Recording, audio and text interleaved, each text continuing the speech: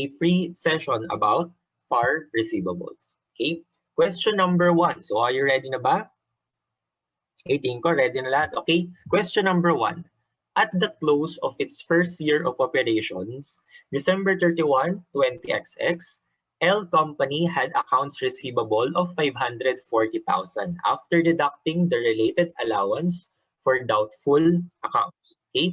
During 20XX, the company had charges to bad debt expense of 90,000 and wrote off as uncollectible accounts receivable of 40,000. The question is, what should the company report on its balance sheet at December 31, 20XX as accounts receivable before the allowance for doubtful accounts? Okay?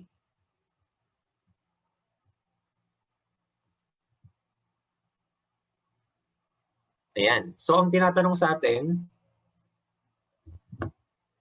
magkano daw? Okay? How much should the company report in its balance sheet at December 31 or year-end as accounts receivable before the allowance for doubtful accounts? So, ang tinatanong, before the allowance for doubtful accounts. So, saan ka lang titingin? Titingin ka lang sa changes sa accounts receivable mo. Ano yung naka-apekto sa balance ng AR mo?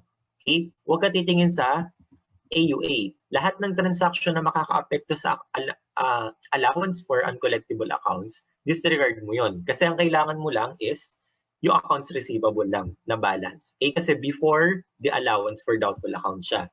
So, makaka-apekto dyan, you have the beginning balance. Okay? You have, ending balance pa lang given dito. Okay? You have, ayan, accounts receivable of 540,000. Okay? And then, ano pa makaka-apekto dyan?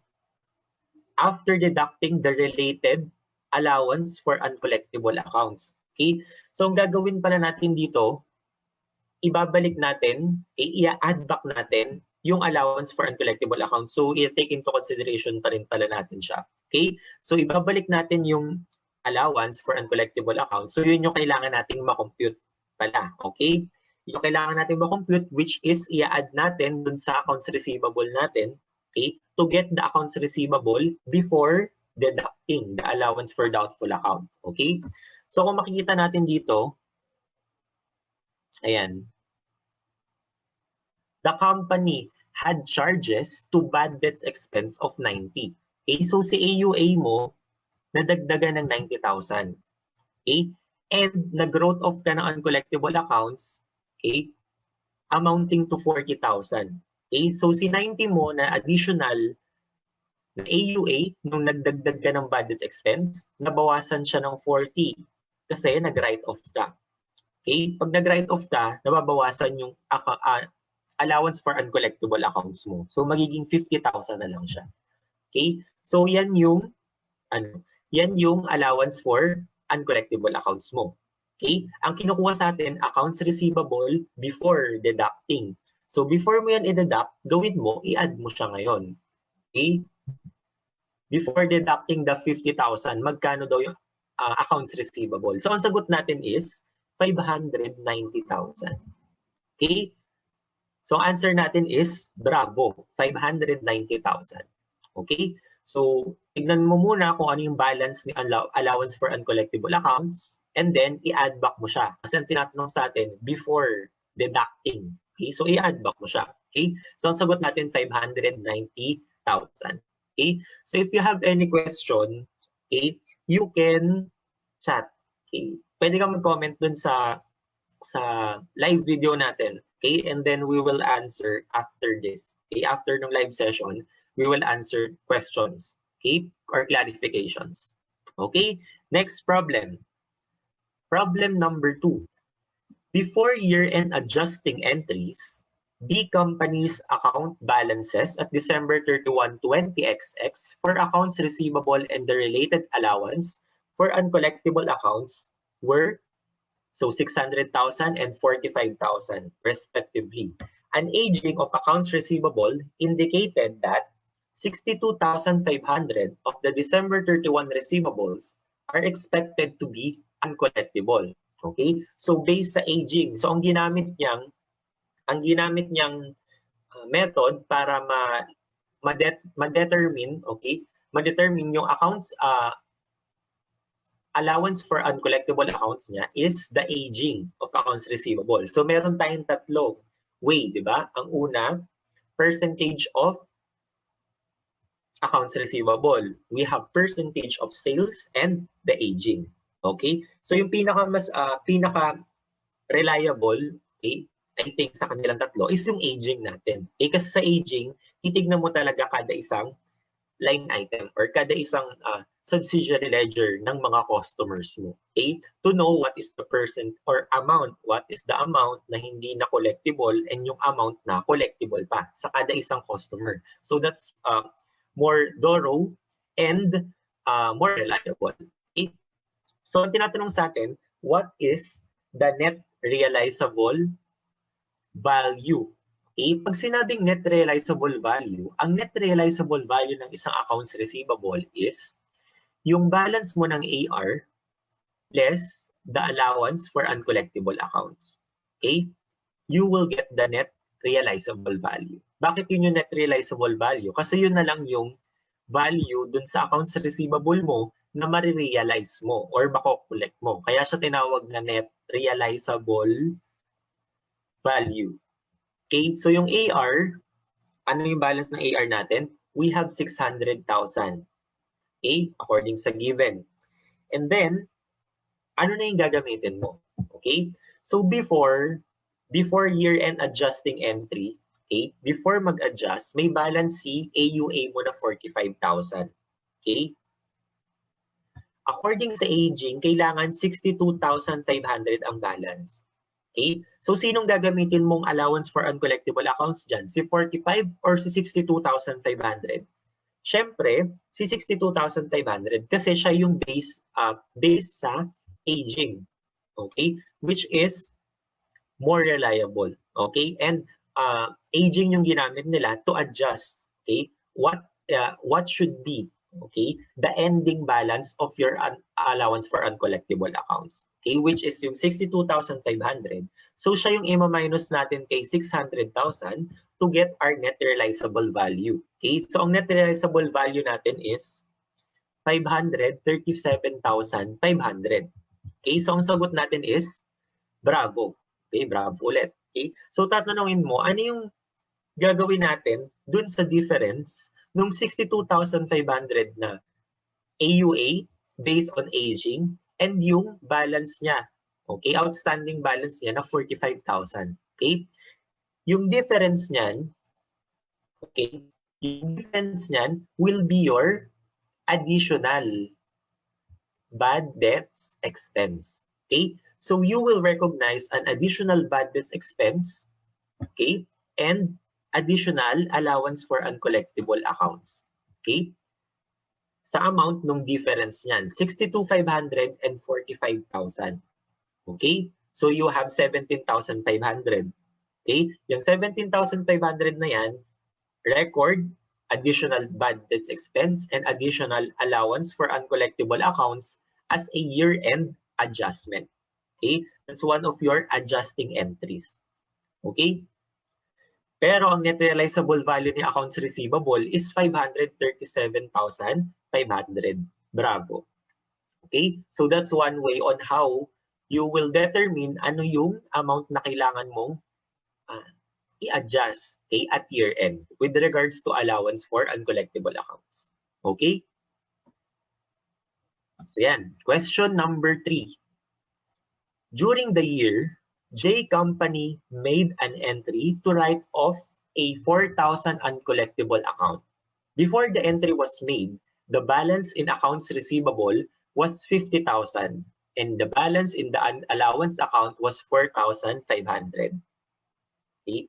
The net realizable value of accounts receivable after the write-off entry was. Okay? So ang tinatanong sa atin, ano yung NRV ulit? So that's AR, ending balance, and ending balance of our AUA. So we will get the net realizable value. Okay? So dito, nagkaroon ng write-off. Ano ba nangyayari pag nag-write-off ka? Kapag nag-write-off ka, dalawa ang pwede mong gamitin.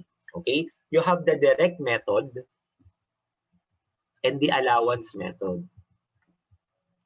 Okay? Kapag direct method yung ginamit mo, pag nag-write off ka, ang entry mo ganito. Okay? Pag nag-write off ka, yan. So ito yung 1 natin, ito yung 2.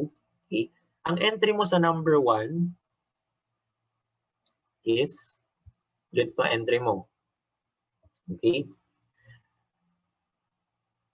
AUA, debit AUA, and then credit AR. So ganyan yung entry mo kapag direct method yung ginamit mo ng write-off. Okay? Kasi ba't direct method? Directly, from the word direct, directly binabawasan mo yung accounts receivable mo.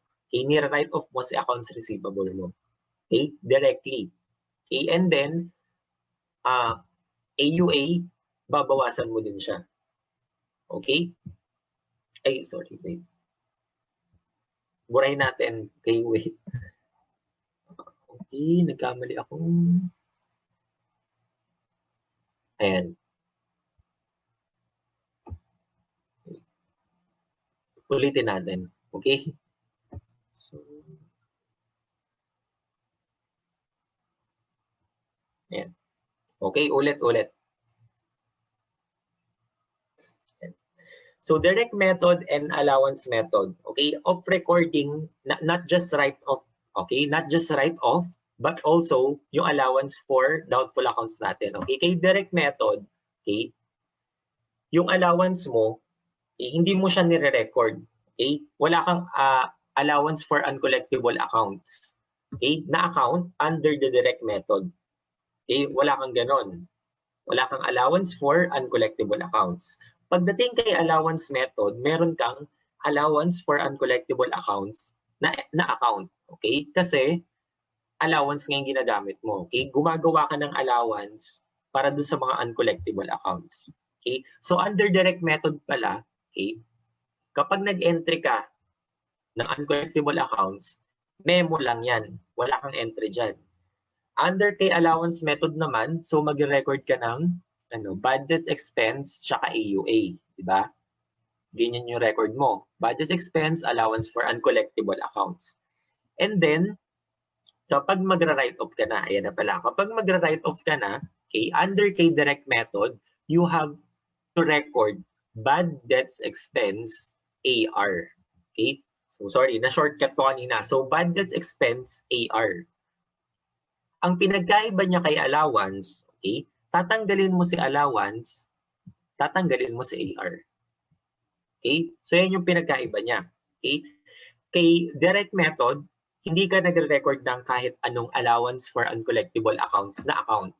Okay? So ibig sabihin, kapag mag-record ka ng allowance, no entry ka kay direct method. Okay? Or memo entry lang. Okay? No entry ka, kasi wala ka namang allowance for uncollectible accounts. Okay? Pagdating kay allowance method, record ka ng bad debt expense saka allowance for uncollectible accounts. Okay?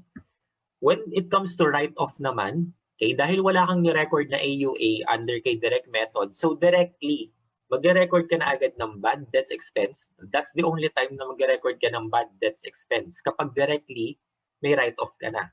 Okay? Hindi kapag allowance lang yung gagawin mo. Okay? Under allowance method yon. And then you will credit AR. So kay allowance naman, dahil may ni-record kang allowance for uncollectible accounts, magbabawas ka ng allowance for uncollectible accounts mo. Okay? Kasi na-write-off na yon. And you will also credit accounts receivable. Okay? Kasi for every write-off, dapat may mababawasang accounts receivable or may mababawas na accounts receivable. Okay? So, yan.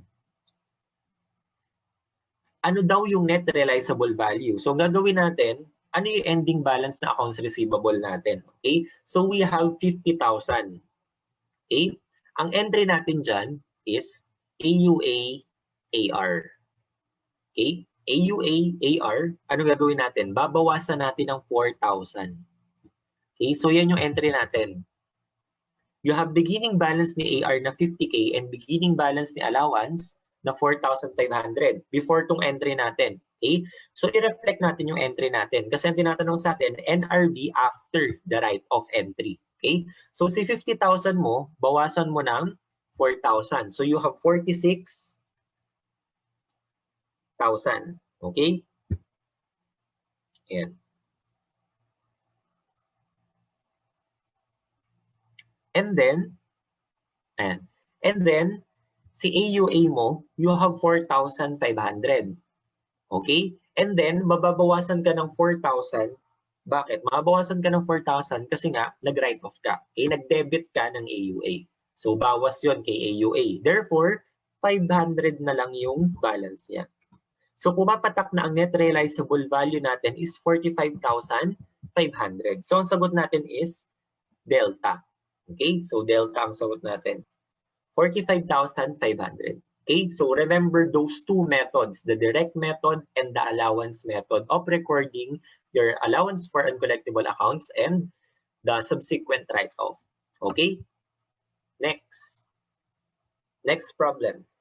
Problem number 4, the following information is available for our company.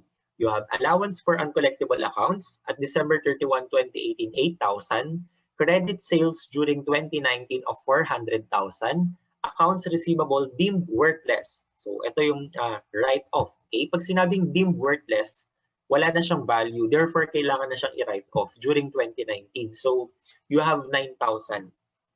As a result of a review and aging of accounts receivable in the early January 2020, however, it has been determined that an allowance for doubtful accounts of 5,500 is needed at December 31, 2019.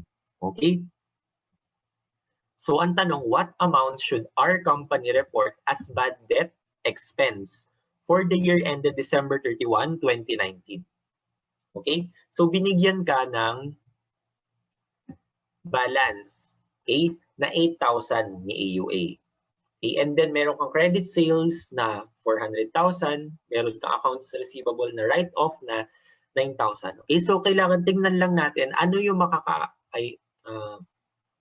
ano yung makakaapekto sa AUA natin. Okay? Di ba ang unang-unang makakaapekto sa AUA natin is the beginning balance. Okay? May beginning balance ka na 8,000. So gawa tayo ng T account. That's the easiest way or most understandable way para makita mo kung ano nangyari sa AUA mo. So you have beginning balance of 8,000. Okay? And then, nagkaroon ka ng write-off. So pag write-off mo, ang recording mo is AUA and AR. Okay? So magbabawas ka ng 9,000 sa AUA mo. Buwasan natin siya ng 9,000.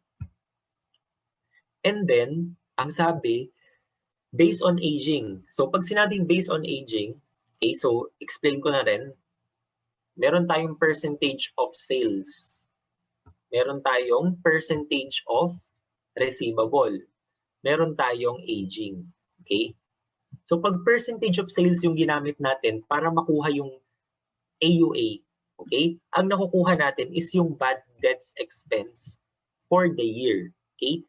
Not the ending balance of our, or not the ending or needed balance ng accounts, allowance for uncollectible accounts natin, pero ang nakukuha natin yung bad debts expense. So nakukuha natin yung adjustment, okay, sa ating AUA, hindi yung ending balance ng AUA mismo natin. Okay?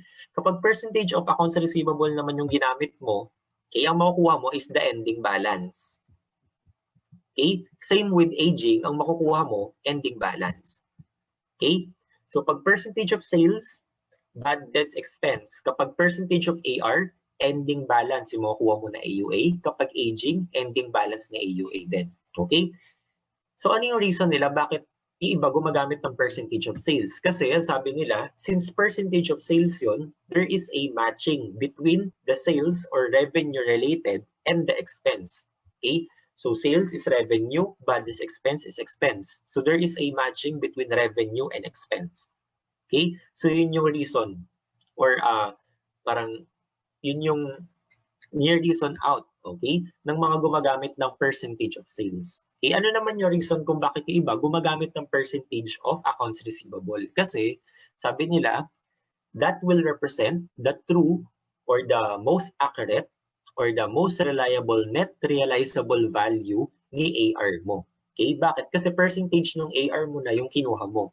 So therefore, percentage niya ng uncollectible, okay, yung kinuha mo, so parang nagre-represent na rin yun ng net realizable value niya. Okay, the same with aging. Pero sa aging kasi, sabi ko nga kanina, it is the most reliable measure of what should be the ending balance of your allowance for uncollectible accounts. Okay, and it will also give you the most reliable net realizable value ng AR mo. Okay, kasi isa-isa mo siya chine-check. Okay, per subsidiary ledger and per account balances ng isang customer mo. Okay, so ganun mag-aging. Okay, and also ini-age mo rin yan based on days past due. O kaya days na uncollectible siya. Okay, yung percentage of uncollectibility niya. Okay, so dito, ayan, nag-write off ka ng 9,000. So yan, nalagay na nga natin yung 9,000. Tapos based on aging daw, okay, so that's the most reliable, 5,500 daw yung kailangan na ending balance mo. So lalagay mo dito sa P-account natin, kailangan 5,500 to. Okay?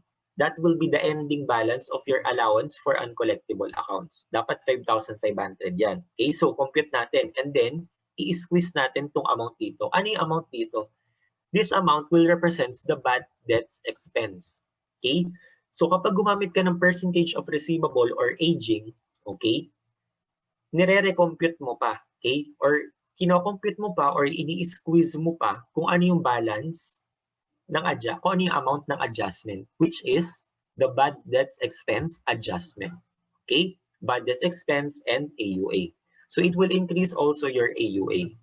Okay, yung bad debts expense. So kapag kinompute mo, okay, you have 5,500 plus 9,000 minus 8,000. Okay, so you have 14,500 minus 8,000, you have 6,500. Okay, so yun yung sagot natin. Ang sagot natin is Charlie. You have 6,500 which represents your adjustment for the year representing your bad debts expense. And in addition to your AUA. Okay? So 6,500, yan. Okay?